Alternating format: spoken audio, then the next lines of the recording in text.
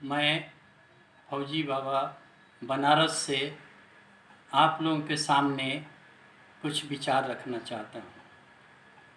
और वो आप लोग आज देख ही रहे हैं कि किस हालत में हमारा देश चल रहा है।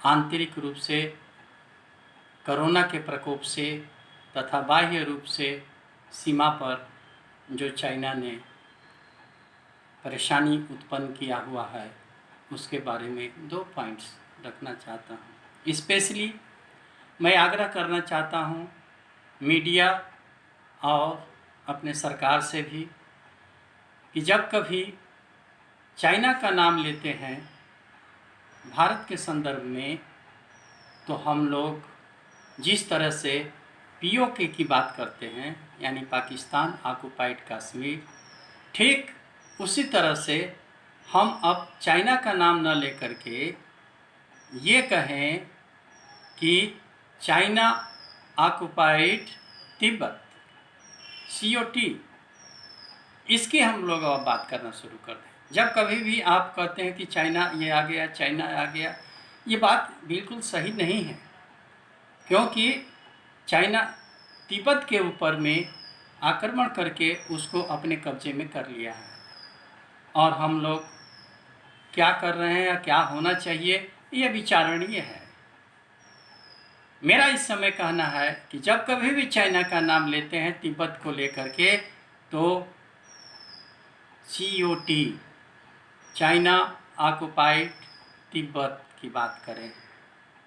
हम लोग देख रहे हैं कि हमारा हिस्सा भी उसने ले लिया है, क्योंकि पाकिस्तान ने दे दिया है जितने अपना जो टेरिटरी है।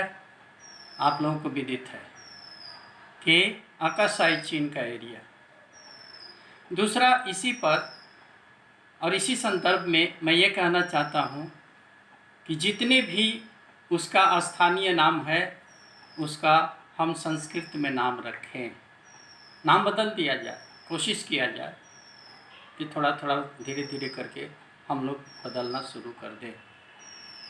दूसरा पॉइंट है, और लोगों को बताने के लिए कि चाइना का करतूत क्या है, उसके लिए भी मैं आप लोगों से आग्रह करना चाहता हूँ कि बताएं कि चाइना जो है, जो सिकियांग का एरिया कह रहा है, जिसमें कि उइगर मुसलमान हैं, उनका पहले नाम था ईस्ट तुर्किस्तान। तो वहाँ पर भी China occupied East Turkistan, COET की बात करें। इसी तरह से आ जाए मंगोलिया का दक्षिणी भाग इन्होंने ऑक्युपाई किया हुआ है, तो इसी तरह से COM, चाइना ऑक्युपाइड मंगोलिया, इसी प्रकार से मंचूरिया, और नीचे आते हैं तो हांगकांग, मकाऊ इत्यादि स्थानों पर ये ऑक्युपाई किया हुआ है। हम इसका अंग न मानें और कोशिश करें कि जो पहले माओ से तुंग ने अपना लॉन्ग मार्च लेकर के किया था और इन स्थानों को अपने में समाहित कर लिया था, कब्जा कर लिया था, उसको हम लोग कोशिश करें कि माओ से तुंग की पहले की स्थिति में चाइना आ जाए, तो चाइना के लिए भी अच्छा रहेगा, चाइना के लोगों के लिए भी अच्छा रहेगा और सबके लिए अच्छा रहेगा। क्योंकि वर्तमान गवर्नमेंट जो है वो अति विस्तारवादी है, छोटे छोटे थोड़े थोड़े देर के लिए। अभी आ रहा है कि नेपाल को लेकर के उसके 4-5 गाँवों को इसमें कब्जे आ गया, जो कि हमारे लिए अच्छा नहीं है।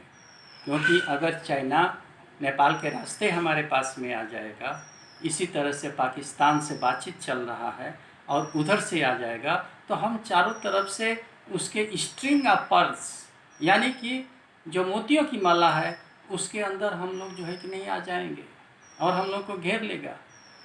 सीधी सी बात है। आप लोगों को मोतियों की माला के बारे में भी 2 पॉइंट्स बता देना चाहता हूँ। ये मेरी माला देख लीजिए। इस माला के अंदर में वो चाह रहा है कि यहाँ पर कोको द्वीप म्यांमार में लिया, बांग्लादेश उसने अपना कंटेनर पोर्ट बना लिया, नीचे आ जाइए साउथ में श्रीलंका में होमोटाप्टा के जो बंदरगाह है उस पर काबिज हो गया, इधर आ जाइए मालदीव में उसका प्रभाव था, लेकिन अभी अच्छा है कि मालदीव हम लोगों के भी साथ में है। और फिर इधर आइए, ग्वादर की तरफ पाकिस्तान ने सब कुछ दे दिया है। तो वो चाइना चाहता क्या है और कर क्या रहा है कि भारत को चारों तरफ से घिर करके, और जो पर्ल्स अब ये स्ट्रिंग की बात हो रही है करके, उसकी गर्दन को दबा दो, और गर्दन को दबा देगा यदि हम लोग ख्याल नहीं रखेंगे तो। और वक्त आ गया है, समय आ गया है कि हम लोग इसके ऊपर में गंभीरता से विचार करें। आप लोगों से यही आग्रह है, दोबारा आग्रह है, मीडिया से आग्रह है, सरकार से आग्रह है कि जब कभी भी तिब्बत की बात आती है या चाइना का हम लोगों के ऊपर में किसी भी स्थान की बात आती है, तो हम COT की बात करें, चाइना ऑक्युपाइड तिब्बत की बात करें। यही आप लोगों से मेरा आग्रह है। दूसरी जगह पर जहाँ जहाँ इसने किया हुआ है, अन्य लोगों को और वहाँ के लोगों को हम लोग बताएं, हम लोग ये करें।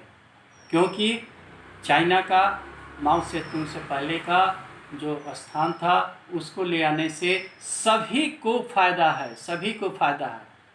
किस तरीके से उसने अन्य जगहों को ये कब्जा कर रहा है, किस तरीके से फिनंशियल मैटर्स दे करके अपनी तरह सबको खींच रहा है, और बाद में उसके अंदर घुस करके उसको कब्जा करना चाह रहा है, ये सर्वविदित है, सभी लोग जान रहे हैं।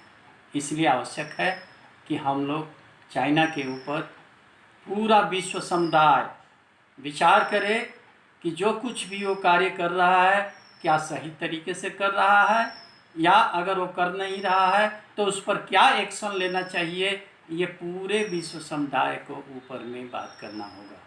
दूसरा मैं आगाह कर देना चाहता हूँ, और वो कि तृतीय विश्व युद्ध हम ना कहें, क्यों कि अब ग्लोबल वार 1 की बात किया जाए। मेरा क्या मतलब है ग्लोबल वार 1 से?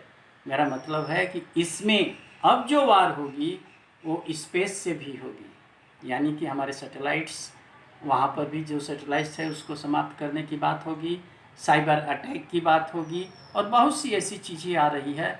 इसलिए पूरा विश्व समुदाय ग्लोबल वार 1 के लिए तैयार हो जाए, और गंभीरता से इस पर विचार करके और उचित कदम तत्काल अगर नहीं उठाया गया तो अब फिर ये समय वापस आएगा नहीं।